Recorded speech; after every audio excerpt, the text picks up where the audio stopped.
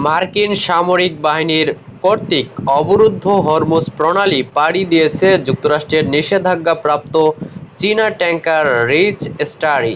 আজ মঙ্গলবার হরমুজ ও তার আশেপাশের এলাকায় মার্কিন প্রহরার মধ্যেই প্রণালী অতিক্রম করেছে রিচ স্টারি। অর্থনৈতিক তথ্য বিষয়ক ব্রিটিশ আন্তর্জাতিক সংস্থা এলএসইজি সমুদ্রে বাণিজ্যিক জাহাজ চলাচল পর্যবেক্ষণকারী ব্রিটিশ সংস্থা মেরিন ট্রাফিক এবং কেপলারের বরাত দিয়ে এক প্রতিবেদনে রয়টার্স জানিয়েছে, হরমুজ প্রণালী এবং ইরানের সমুদ্র বন্দরগুলো লক্ষ্য করে যুক্তরাষ্ট্রের প্রেসিডেন্ট ডোনাল্ড ট্রাম্প অবরোধ জারির পর এই প্রথম কোনো বিদেশি তেলবাহী জাহাজ হরমুজ প্রণালী পাড়ি দিল, তাও এমন একটি জাহাজ যেটিকে নিষেধাজ্ঞা দিয়েছে যুক্তরাষ্ট্র।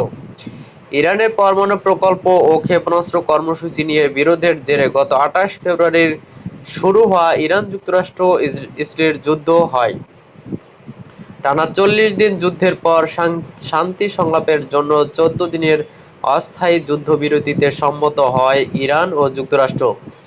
সমঝোতা চুক্তি স্বাক্ষর করতে মধ্যস্থতাকারী দেশ পাকিস্তানের উদ্যোগে 11 এপ্রিল ইসলামাবাদে সংলাপে বসেন মার্কিন ও ইরানি প্রতিনিধিরা।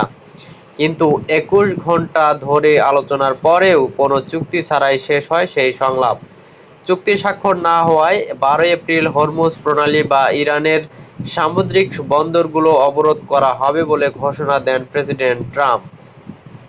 তিনি এই ঘোষণা দেওয়ার কয়েক ঘণ্টা পর এক্স বার্তায় মার্কিন প্রতিরক্ষা বাহিনীর কেন্দ্রীয় কমান্ড সেন্টকম জানায়, যুক্তরাষ্ট্রের প্রেসিডেন্টের আদেশ পালনে ইতিমধ্যে কাজ শুরু করেছে সেন্টকম হরমুজ ও পারস্য উপসাগরে প্রহরা বসানোর পর 2 দিন অতিক্রান্ত হওয়ার আগেই প্রণালী দিয়ে পাড়ি দিল রিচ স্টারি একটি মাঝারি আকারের এবং ধারণ ক্ষমতার ট্যাংকার। এই জাহাজটি একবারের যাত্রায় 2,50,000 ব্যারেল তেল বহন করতে পারে।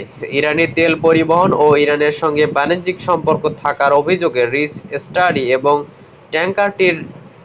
ট্যাংকারটি মালিক প্রতিষ্ঠান সাংহাই জুয়ানরান শিপিং কোম্পানি লিমিটেডকে নিষেধাজ্ঞা দিয়েছিল যুক্তরাষ্ট্রের ট্রেজারি বিভাগ। হরমুজ প্রণালী অতিক্রমের সময় ট্যাংকারটিতে চীনা ক্রুরা উপস্থিত ছিলেন।